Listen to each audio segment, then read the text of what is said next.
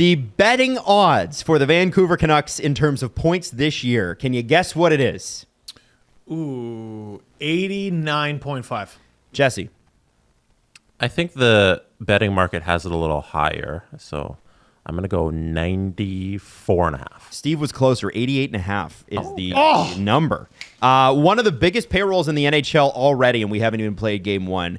Everyone thought this team would begin a quick rebuild now or even last season to surround Hughes and Pettersson with other young talent. They didn't go that way. They even flipped a first-round pick to Detroit for Philip Hronek, who they have not signed to an extension. That's noted Alan Walsh client, Philip Hronek. You look at the Canucks and you think, okay, you can do this, right? You can do this. I feel like you can do this. But then you look at you have to squint every time with the Canucks. Like, they're not bad. This is the thing. You look at the rest of the division and you go, you can do this, but can you do it against those guys? The way I see it, you got to kick out at least one of Edmonton, Vegas, LA, Seattle, and Calgary. Well, that is true. And you would think, okay, yeah, we can maybe take on Calgary. Can you do two? I don't know that they can do two. I'm not sure. Now, the Horvat versus... I don't know if that math made much sense. That would be the exact math. Those are the only teams. You have to kick one of them out. If 5 teams make it, you got to kick one of them out. Horvat versus Miller. That situation is gone. 5 teams didn't make it last year. Bo Horvat is... If 5 teams make it! And they're going to. You guys are so sure? I think the Flames and the Kraken are in the playoffs. Yes. I think that this division is so strong that 5 teams make it. I think they got both wild card slots. That's my opinion. Horvat versus Miller. That situation is gone. There was a lot of tension. Somebody didn't show up to somebody else's birthday party. It was very upsetting for all. Didn't even get their loot bag. Miller is now the highest paid player on the team with the longest contract. What do you need to see from JT Miller? Let's just talk about him. Okay. For the Canucks to be successful. Because remember, they signed an extension with him last season. I need him to be as good as he can be. And it's not because he doesn't know hockey. It's because he hasn't always had an attention to detail. He's been lazy at times. He has on what though? He always on the back end. Yeah, he's always going to score. I mean, he can be a lazy player and still put up 80, 90 points. That's a ridiculous thing. And he's not a bad defensive player when dialed. Him and Elias Pettersson together on the penalty kill was probably the scariest duo in the back, I would say, quarter of the season. They scored so many shorthanded goals, got so many shorthanded opportunities. He's just got to buy in, and I don't think Rick Tocchet is going to put up with his shit, and that's good. You need this guy who can be, frankly, your team's best player to actually perform like your team's best player. Jesse Blake. You mentioned the penalty kill there, and I think that's an important story of JT Miller's season because the Vancouver Canucks last season finished dead last on the penalty kill. Ooh, and in terms of defensively overall and goals against per game, they were 25th. That's crazy because this roster seems too talented for that. Exactly, and I'm not going to hang that on him. No. Their D was terrible, their goaltending was terrible. Right, and I think a lot of that comes down to the coaching aspect of it, and I think Rick Tocchet knows what he's been brought in to do, and if you look at how since he's been the head coach of the Canucks, for the whole season, they were 38, 37, and 7. Under Rick Tocchet, they were 20, 12, and 4. I don't know. Are we going to fall for this again? I think look at the splits with Travis Green and Bruce Boudreau. Yeah, but this, if we get here to the point where we have a team that's playing a great defensive system, we know what's wrong. This team was fantastic offensively. We know they can score. Now it's about getting a coach in there who they have now who can get them to play a strong defensive game. And Bruce Boudreau wasn't that. He was a loosey-goosey. He was different from Travis Green in that he got them to play better offensively, and that didn't turn out to be the problem. And they had to move on from him and bring in a defensive coach. So I think now that you have this, you can get JT Miller playing in a great system where they're going to be better defensively, and that's the only problem they have. There is also the possibility that we're overthinking the Canucks, and maybe they just set themselves up where they had one little Jenga piece at the bottom, and if you take that out, you're completely boned, and it happened. Thatcher Demko got hurt. The whole tower falls down.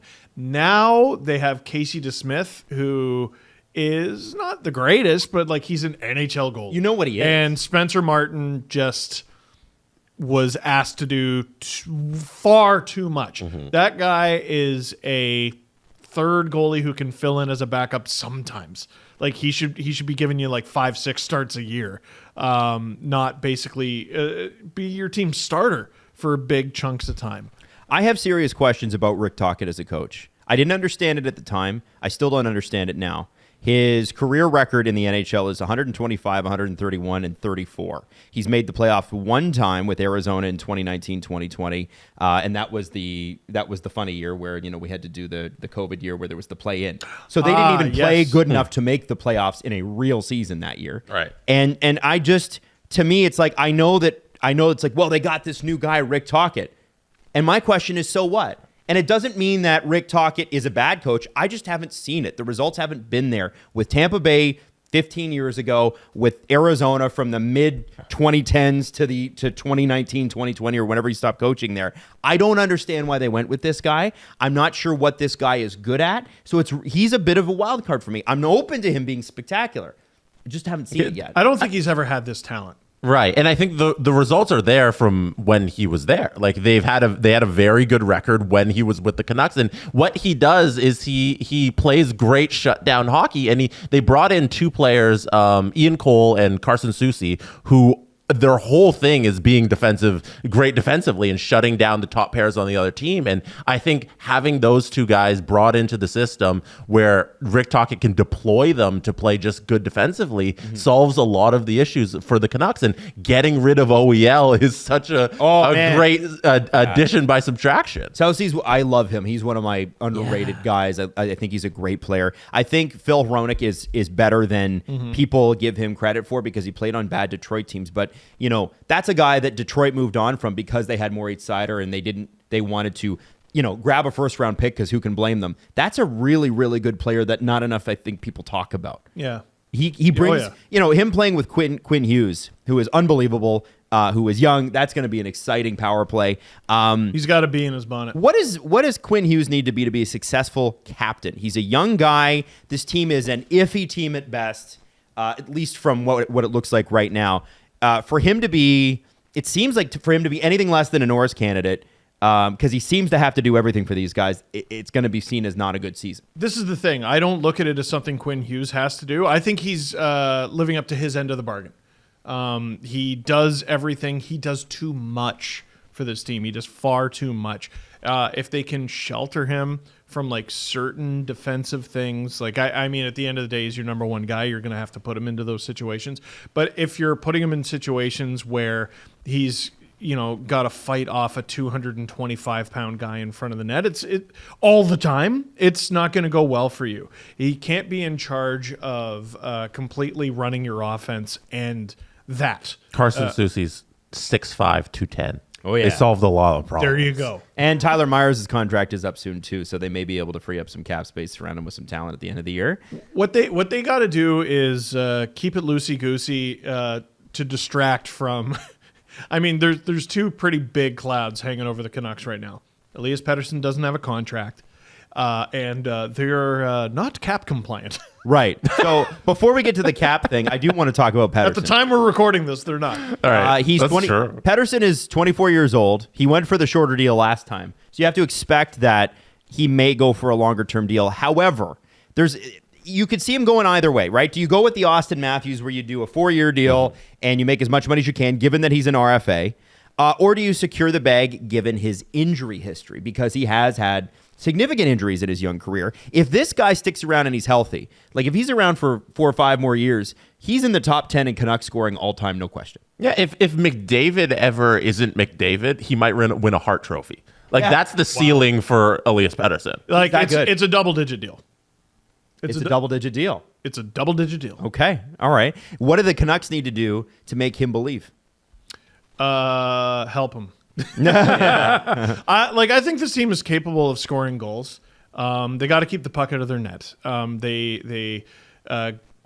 Demko's got to show that he can stay healthy and be a top half starting goalie in the league, which He's capable of. yeah, we have evidence of that, and the D needs to be better. Okay, so when the trade deadline rolls around this year, guys, are the Canucks buyers or sellers? Where do you have them in the division? I mean, if they are sellers, they're not going to be in the worst position. They have guys like Anthony Beauvillier. Maybe they'll be able to sell and get under the cap. To me, like, I feel like, yeah. I was about to say I'd like to see the Canucks buy now so that they can be more competitive Good luck. in this unreal division, but like they don't have any space. So they're, as always, in a really tricky, unpredictable spot in the middle of the pack. So where do you have them? 6th Okay. in the division. And I don't And that's think only they're ahead bad. of the Ducks and Sharks for you. Yes, which sounds horrible, but are they better than the Kraken? No. It's debatable, possibly. Are they better than the Flames? Possibly. A lot would have to go right for them, and a lot would have to go wrong for the Flames again. Are they better than the Kings? No.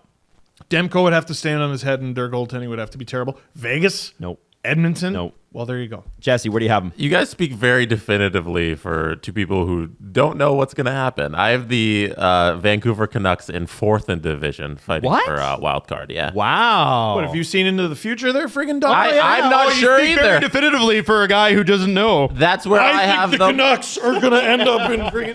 That's where I have them, and you guys are very sure that that's not going to happen. But we will see. Do you have them in the playoffs?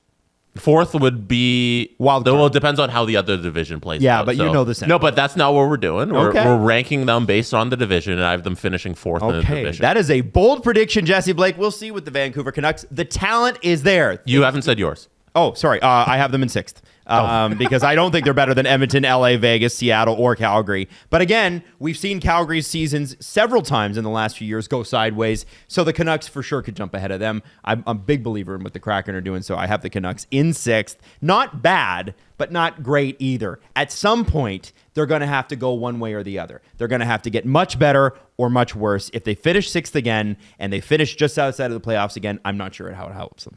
Rick, there it is. So there it is.